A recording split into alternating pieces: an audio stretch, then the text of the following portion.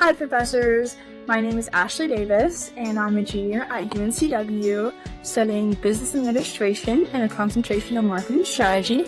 And I wanted to come on here and ask, how do you guys show love and grace within the classroom when having open discussions with students in regards to hard conversations, and even areas such as science, where God created science that comes across as loving and not judgmental?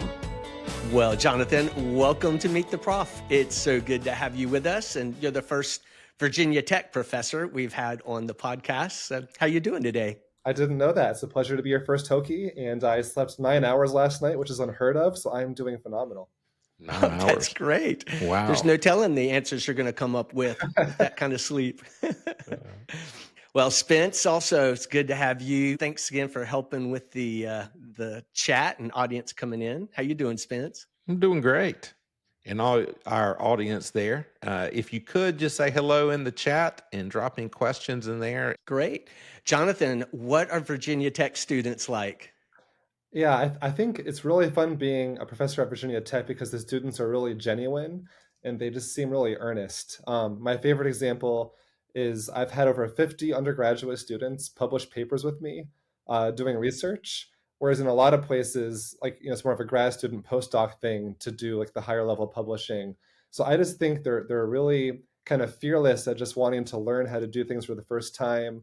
They help each other out. I think we have one of the highest retention rates of any undergraduate student body, if I recall.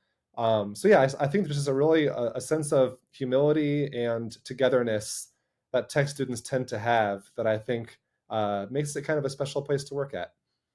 I bet that's a joy to teach students like that. It is. It's been great. So how did you get to Virginia Tech? So I married a Southern girl, so I had to apply to some place that was below the Mason-Dixon line. And so Virginia Tech was as far north as I could go. It's a little cold for her liking, but she's trying to be flexible. And we're from North Carolina, so it's just kind of one state up north, but it feels a lot colder because you're in the mountains, right? So I think it's like 10 degrees colder here on average than it is in Chapel Hill, North Carolina, in Durham, which is where we're from. So. Mm-hmm. Awesome. Hey, you have a pretty heady Meet the Prof profile too. I mean, you've got some heavy hitters on there. I was struck by The Abolition of Man being one of your favorite books by C.S. Lewis. Yeah, I'm glad you mentioned that. So actually, I led a book discussion group on that at Virginia Tech through a ministry called the Bradley Study Center. It's a place for Christian Studies Center on campus. What makes it distinct from a typical Christian ministry is it's meant for professors and students simultaneously. It's not just a student ministry. And so I've really benefited from leading a study on that with some students, and all of us just kind of wrestling together with the importance of having transcendence and ultimate meaning and morality in life, like objective meaning, objective morality, because the whole point of that book is if you try to take away objective morality and say there is no one truth, there is no one real right or wrong, then in the end, all you have left is power, right? Like all that's left is power, and people are going to wield information and wield even education to basically try to hoard and abuse their own power, which is a very scary kind of dystopian thought, to think that even knowledge itself, the university itself, or the internet, web of knowledge itself, could just be nothing more than power games if you take truth and right or wrong away from it. And so I think the students and faculty at the Bradley Center want to try to bring Christ back into the university to work out how do we still celebrate and enjoy knowledge, but ground it under objective truth, under God, under the fact that there is a right or wrong, so that we're using that knowledge to have a sense of awe for the world, to try to help others in a humanitarian way, and not just kind of flatten ourselves out into like people cranking out papers to build a CV and accrue power, right? So I think that book really hits home for a lot of the things a lot of us are concerned about, of wanting life to be more than power struggles. We want to see truth and beauty incorporated back into the research and the work that we're doing. That's great. What strikes me, that book was written, 60 years ago now? Something like that? and That's the we're most still wild part. struggling with Yeah, this moral relativism thing. I think C.S. Lewis was a century ahead of his time, right? No Because joke. he was concerned about using information to wield power, but he was talking about radio. I mean, he didn't even know about the social media stuff, the internet sites and all of that. So yeah, he was just really quite a prophet and an amazing thinker. So it's an old book, but somehow it seems like it was written last year. Yeah, that's remarkable. Thanks for plugging that. I think we could all benefit from some sage wisdom on this moral relativism issue that we're all facing still. So. Definitely. Well, and you know that even though we have this podcast to be Christ-centered and we're encouraging Christ-centered conversations, that we also like having a little bit of fun. So we want to start, and I'll make this open for you to apply either way. Tell us, what is the most embarrassing moment you ever had as either a college student or as a college professor? Yeah, I've had many. I'll give a couple as a professor.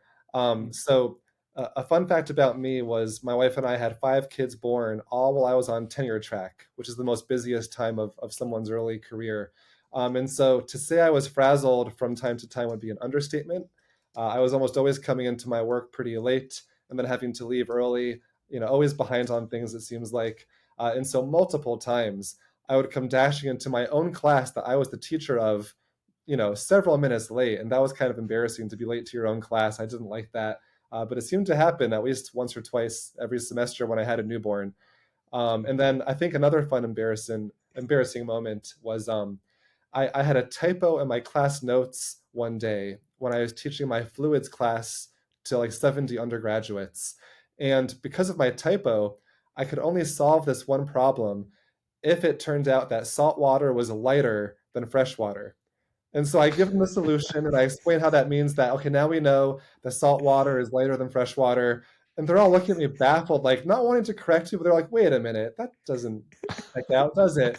And I had one raise their hand like, but professor, but then why is it easier to float in the Dead Sea where it's so salty? Like, doesn't that mean that the salt water is heavier so you can float better? And I was like, it would seem to, wouldn't it? I don't think I know what I'm talking about today. And so that led to like a 2-minute, deep dive back over my notes until I found the typo on the density value, and I apologized to everyone. So yeah, so here's me, a fluids professor, telling people salt water is lighter. So that was also great. kind of embarrassing. That's great. And those students probably felt like you were a lot more approachable after that. I think that's a good point, is it's really important for students to know that professors are also dum-dums sometimes and make silly mistakes, right? Because it's so healthy to say, I don't know, or I was wrong, or I'm not sure what's going on. Let's look at the notes together and just kind of pause for a bit. I think that humility and that willingness to be wrong or even be foolish is really healthy for cultivating a sense of learning and curiosity. Because if you can't be wrong, then you can't make mistakes. And if you can't make mistakes, then you can't take risks in life, right? And if you don't take risks, you're not really going to discover something important in research if you're afraid to take risks, right? That's why, the Soviet Union didn't win the space race or the nuclear race, because, I heard stories of if a nuclear scientist did a test detonation of a hydrogen bomb and it didn't go well, they just shot the guy who was in charge, right?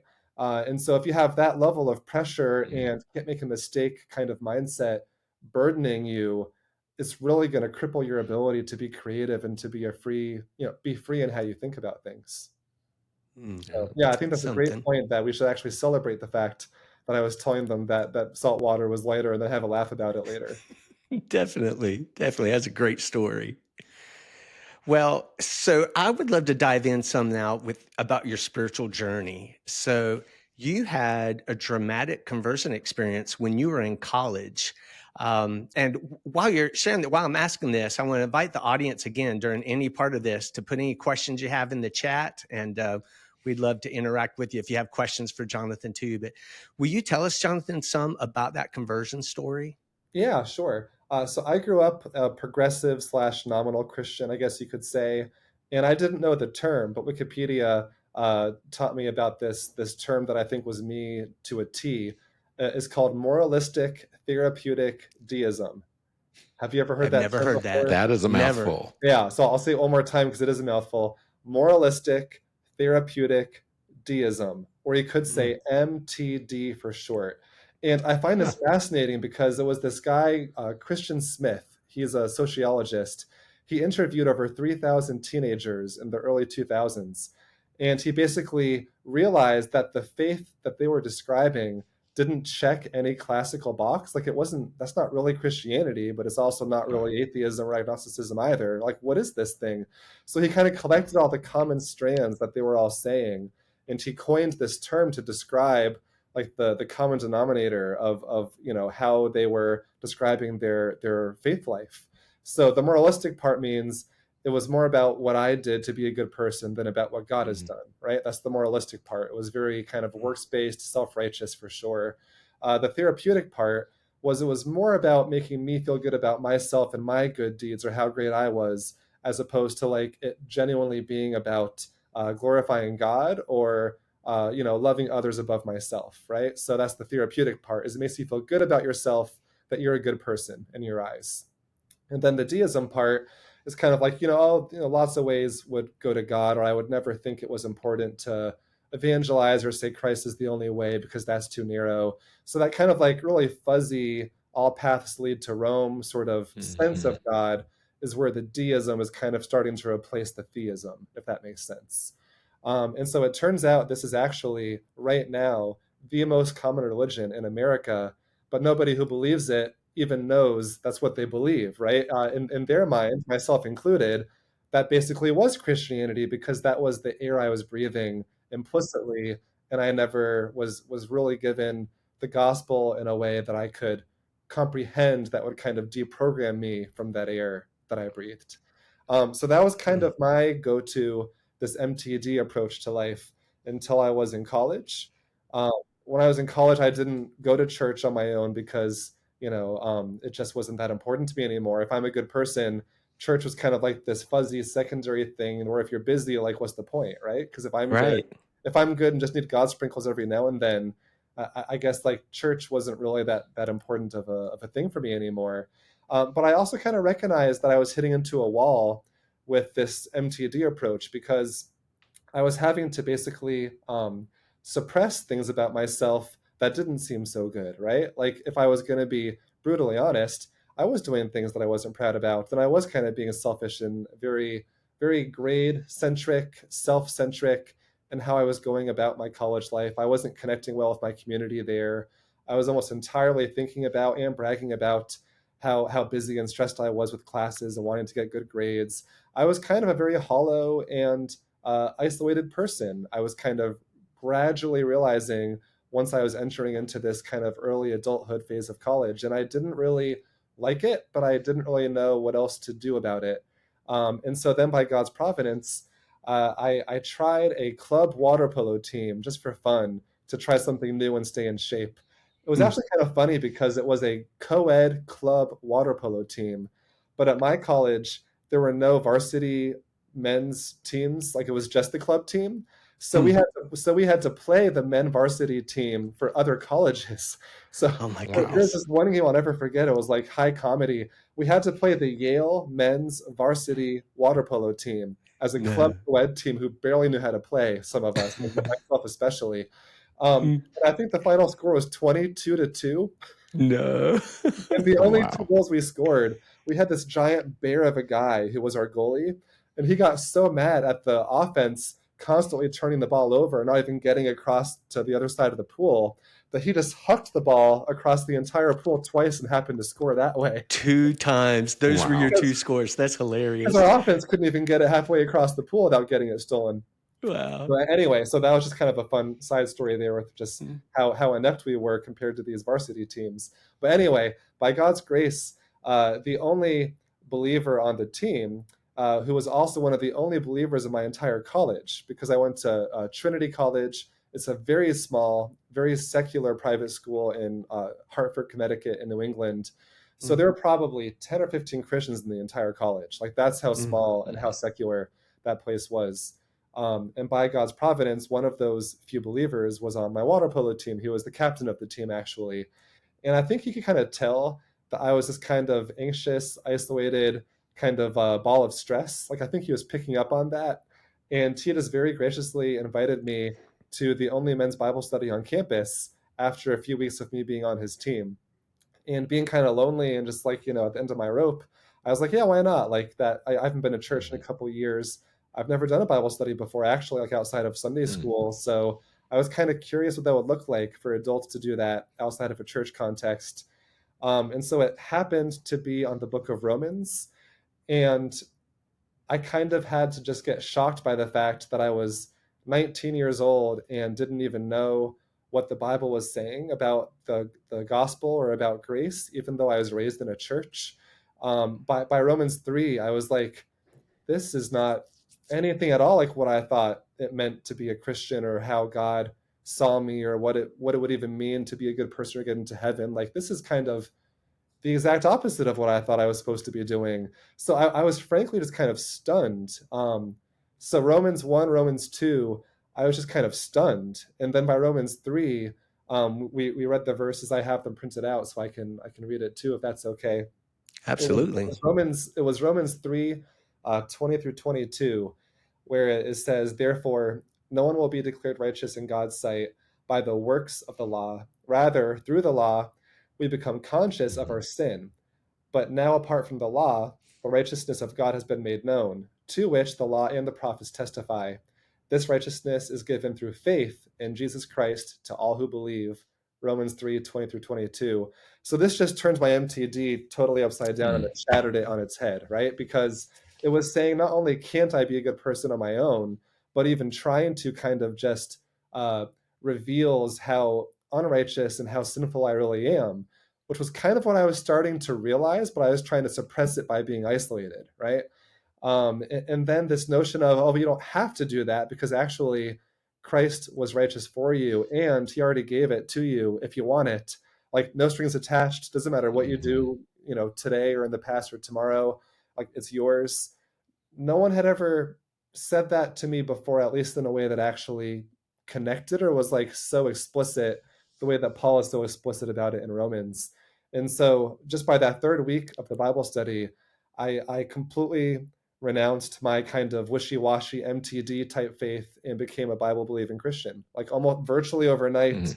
Wow, And then I read the entire Bible in like, I think, a month and a half. So Oh it's my kind of like goodness. a real blur of like figuring out, how do you rewire your entire brain and heart to completely recenter your nature, your notion of reality being from, it's all about you being good, to like feel good about yourself, to like blowing that up to smithereens and saying it's all about what Christ did that I can't do. And now I'm just going to receive that with a sense of awe and gratitude and have joy from there as like a free person. So just kind of like blowing up my life and having this new center that I was just like kind of scrambling feverishly to like, learn how to put myself around this new thing that I had never been aware of before. It's fascinating. And so what is something that changed in your life after that? I think one of the biggest things was I had pretty severe grade anxiety. I was kind of like the Hermione Granger type, where if a test was being passed around, I was having like my notes out studying until the last possible second the test was like going onto my desk. So one huge change was in just, I think, 1 or 2 months, my academic like grade anxiety went from like a, almost 100 out of 100 to almost a 0. Like, I would have Oh, wow. literally zero stress of any sort taking tests. If I was doing homework, I wouldn't procrastinate anymore because I was like, well, I'll just do each day's work as it comes and trust in God because I'm already saved and I'm already loved, right? So I could just kind of trust in God, like just take each day on its own. Today's worries are enough for today. You're not going to get anything worrying about tomorrow. Your identity is already secure. And the funniest thing about it was when I stopped having any stress over my academics, I got better grades and harder classes, right? And so just it's that inversion of the gospel. When you stop making it about you, when you stop worrying, when you start acting out of love and joy and passion, you do a lot better anyway. Like, your works get better. And it's that great inversion that nobody can explain to you until you just experience it yourself, right? And Do then you I ever have the opportunity to, go ahead, sorry. I think the other big change also was just because I wasn't so anxious about grades anymore, I could take a lot more time to enjoy community, find some other Christian friends, and just in general, like start to open up and realize like life is more than just being in survival mode or trying to project being a good person. So I got a lot more social, I got a lot less nervous, and I got much better grades when I stopped worrying about grades. What a quick change and fruitful and noticeable, visible change. That's amazing. Yeah, it was very fast, but I'm also learning your faith life is kind of like a Russian doll. So the outer layer or two opened up really fast because I was just hit over the head with it.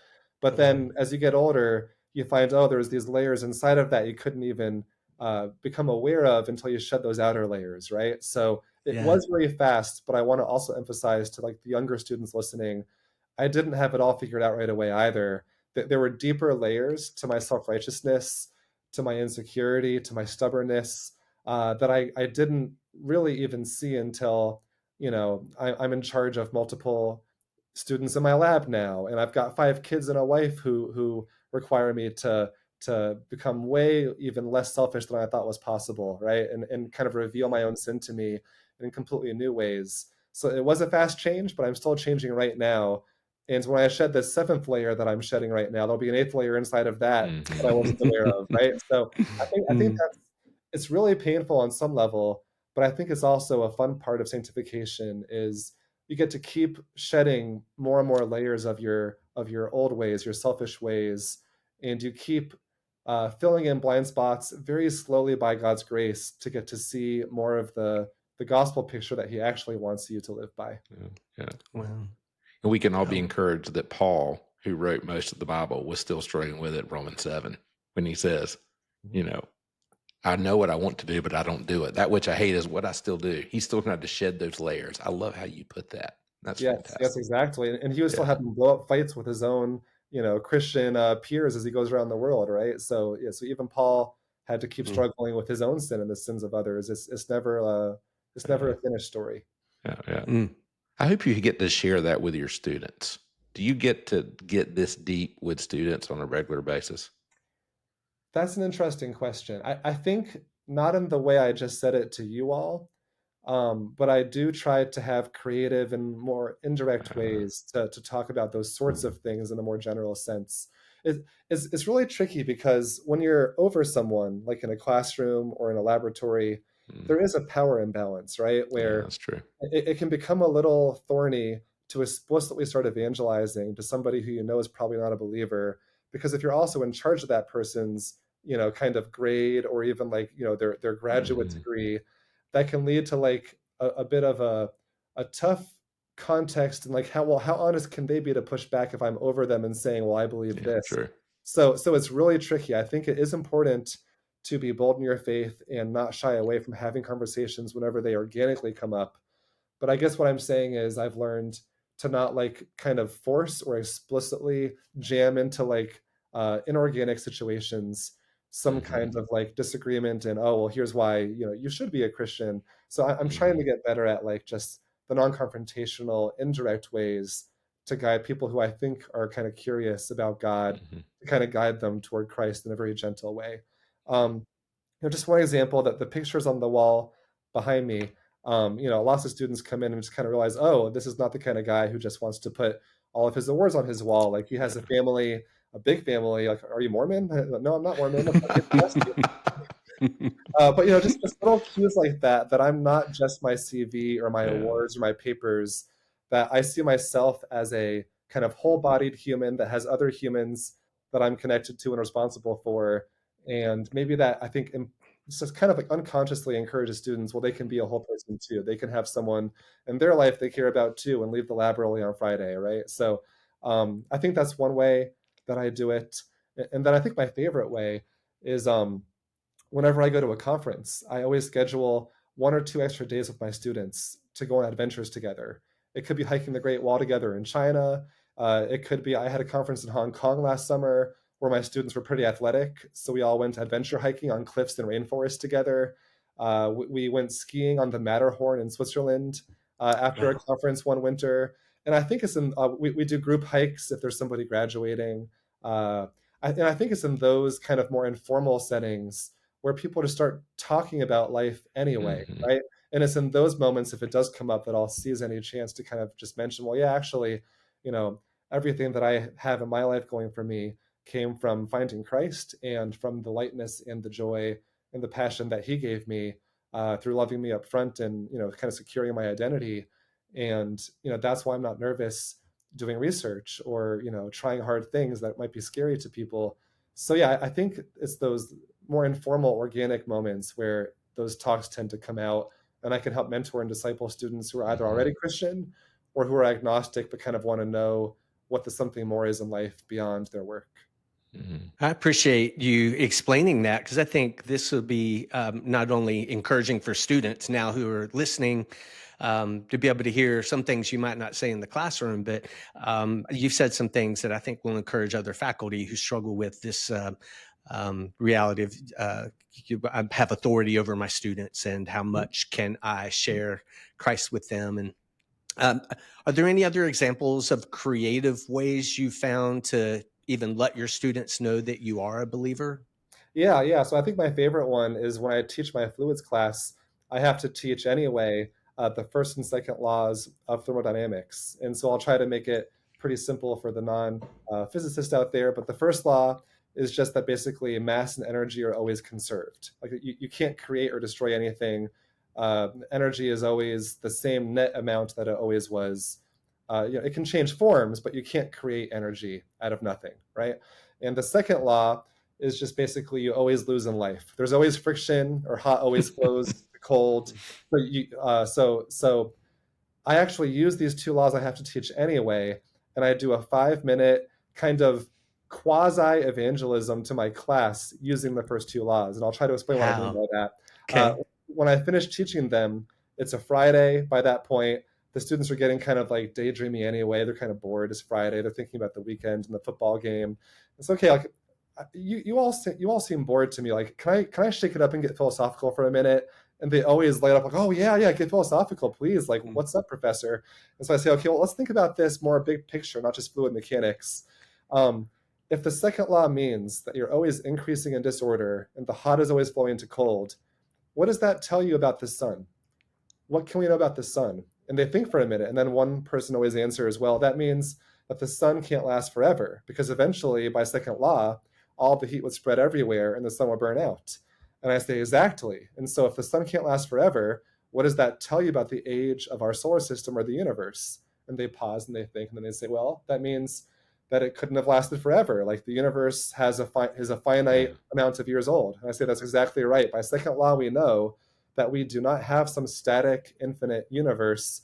If we have low entropy suns that have all the heat still mostly together, that means that this is a young universe that was created, billions of years ago, but is certainly not infinitely old. Into a sun, millions or billions of years can actually be quite young. And so we know the universe had a beginning. Now, what did first law teach us? Well, first law teaches us that you can't get something from nothing. And I say, exactly. And what does every cosmologist agree is what happened when the Big Bang occurred? Well, something came from nothing, right? So the Big Bang is not telling you how the something happened. The Big Bang is simply telling you that there was nothing. There was no space, there was no energy, there was no matter, there was probably not even any laws prior to the Big Bang. So there was like a literal nothingness. And then all of a sudden there was something. There was energy, there was mass, there was space, there was time, there were laws. And so that basically violates first law, that you get something from nothing. But second law is telling you we had to get something from nothing to get this all started in the first place. So I put their mind in a pretzel and say, okay, well, then no matter what, we can't take life for granted. Life is not boring. There are only two possibilities, and both of them are on the face of it pretty crazy and pretty wild, right?